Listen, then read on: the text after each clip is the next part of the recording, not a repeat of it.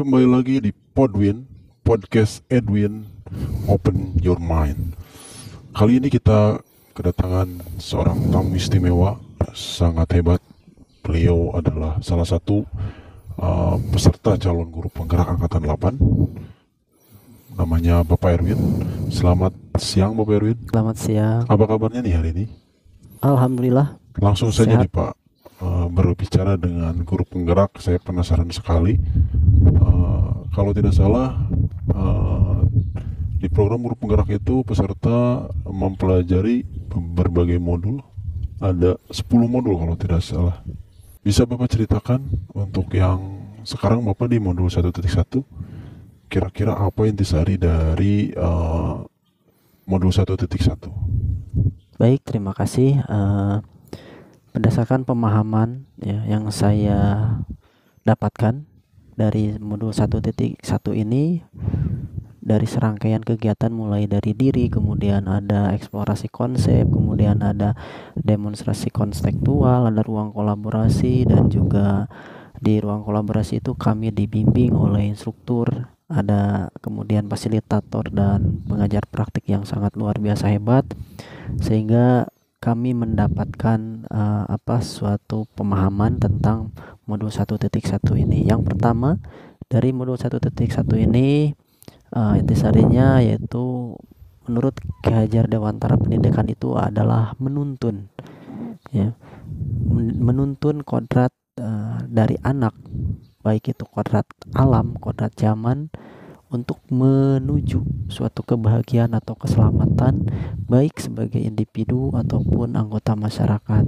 Kemudian untuk yang kedua, pendidik itu diibaratkan seorang petani, di mana selayaknya seorang petani kita hanya mampu menuntun tumbuh dan berkembangnya suatu tanaman. Misalnya ketika kita menanam padi, kita hanya bisa menyirami, kemudian memupuknya, menjaganya, merawat tanahnya, tetapi kita tidak bisa merubah kodrat dia sebagai padi. Tetap tidak akan tumbuh menjadi jagung. Di dalam pendidikan ada namanya budi pekerti, watak atau karakter, di mana itu tidak akan bisa terpisahkan dari bagian ketika kita mendidik.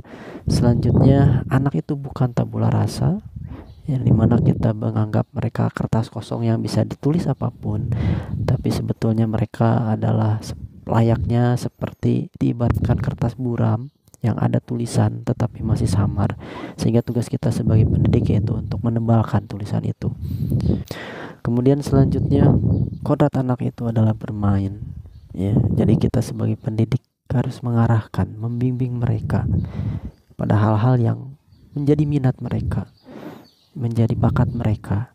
Kita hanya mengantarkan untuk menuju itu. Kemudian Ki Hajar Dewantara juga mengatakan bahwa ada kata-kata di situ, pendidik itu menghambat terhadap siswa, yaitu diartikan bahwa kita sebagai pendidik itu harus berorientasi terhadap siswa. Pendidikan itu harus berpihak terhadap siswa.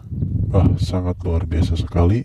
Saya tertarik mendengarnya untuk lebih dalam lagi mengetahui tentang modul 1.1 ini. Selanjutnya nih kita flashback ke belakang nih Pak, kira-kira sebelum Bapak mempelajari modul 1.1 ini, apa pandangan Bapak terhadap siswa Bapak sendiri sebelum mempelajari modul 1.1 ini? Ketika sebelum saya mempelajari modul 1.1 ini, ternyata banyak sekali kekeliruan yang ada dalam diri saya. Pertama, saya belum menuntun, tetapi ternyata masih menuntun. Kemudian selanjutnya, saya juga menganggap bahwa mereka itu tidak tahu apa-apa, sehingga menciptakan suasana pembelajaran yang hanya satu arah, teacher center. Di situ tidak ada komunikasi dua arah, tidak adanya interaksi. Itu yang saya rasakan. Selanjutnya nih Pak, setelah Bapak ini sekarang sudah mempelajari modul 1.1 ini, apa sih dampak dari modul 1.1 itu buat Bapak sendiri? Misalnya apakah ada perubahan pemikiran atau tindakan perilaku Bapak setelah mempelajari modul 1.1 ini? Tentu setelah mempelajari modul ini ada perubahan pola pikir dan tindakan yang saya lakukan untuk saat ini ke depannya.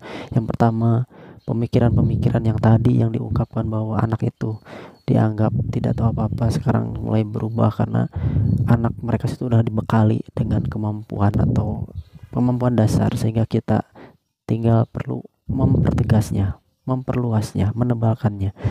Kemudian selanjutnya dari pemikiran saya juga berubah bahwa guru itu bukan satu-satunya sumber, sehingga harus ada komunikasi di antara guru dan siswa ketika dalam proses pembelajaran. Kemudian tindakan saya juga sekarang sudah ya ada perubahan, karena tadi kita harus menuntun, sehingga kita harus memberikan teladan, memberi contoh yang baik agar nanti tuntunan itu terjadi, sehingga tindakan yang apapun itu, ucapan, tindakan, perbuatan yang saya lakukan itu akan menjadi tuntunan buat mereka. Oke, luar biasa sekali Pak. Mudah-mudahan apa yang sekarang yang sudah Bapak coba rubah itu akan berdampak baik terhadap siswa Bapak.